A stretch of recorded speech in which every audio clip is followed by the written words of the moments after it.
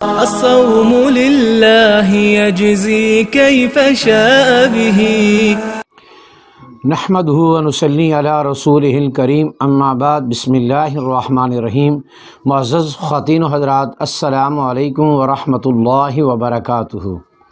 میں آپ کی خدمت میں حاضر ہوں پروگرام سنہری باتوں کے ساتھ، اور آج کی مجلس میں آپ کے سامنے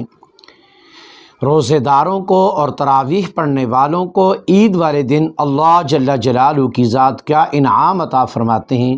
وہ احادیث کی روشنی میں آپ کے سامنے بیان کروں گا۔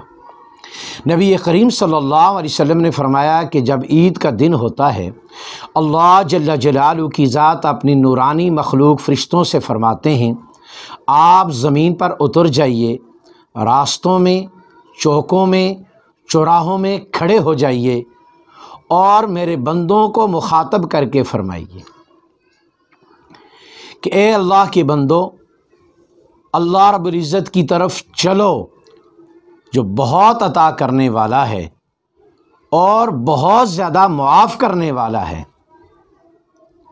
جب لوگ عید کی نماز کے لیے نکلتے ہیں تو اللہ جل جلالہ کی ذات فرشتوں سے پوچھتے ہیں، اے فرشتوں بتاؤ جو مزدور اپنا کام پورا کر لے اس کا کیا انعام اور اکرام ہونا چاہیے؟ تو فرشتے عرض کرتے ہیں کہ اللہ جل جلالہ کی ذات مزدور کو مزدوری پوری ملنی چاہیے۔ تو اللہ جل جلالہ کی ذات فرماتے ہیں، میرے وہ بندے کہ جنہوں نے پورے روزے رکھے اور تراویح کی نماز ادا کی، تم گواہ ہو میں نے ان سب کی بخشش فرما دی۔ اور اس کے بعد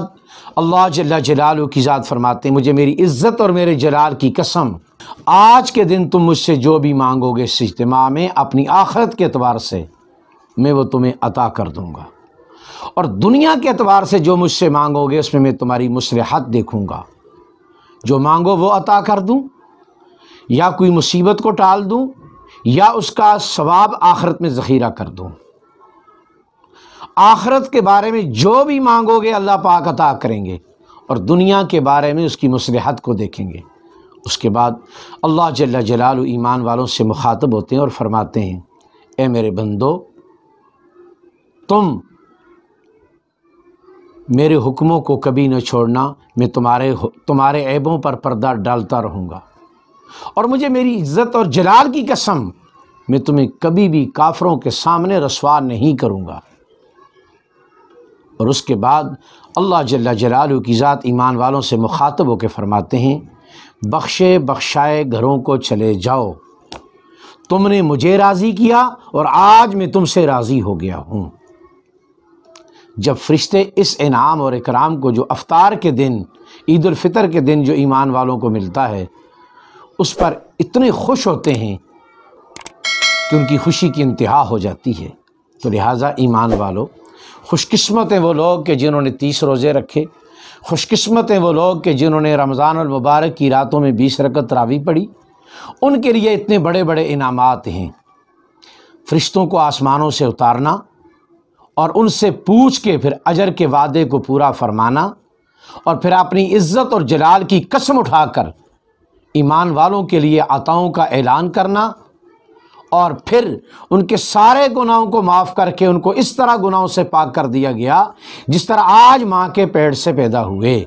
بخشے بخشائے اپنے گھروں کو چلے جانا، یہ اللہ کے وہ انعامات ہیں جو اللہ عید الفطر کے دن عطا فرماتے ہیں۔ تو لہٰذا ہمیں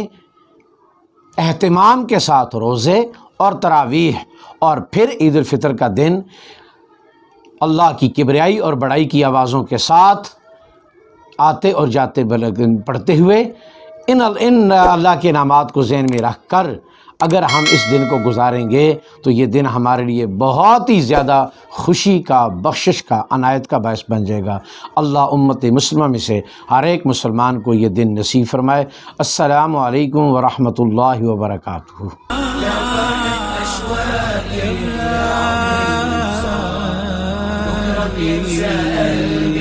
كل أيام الصعب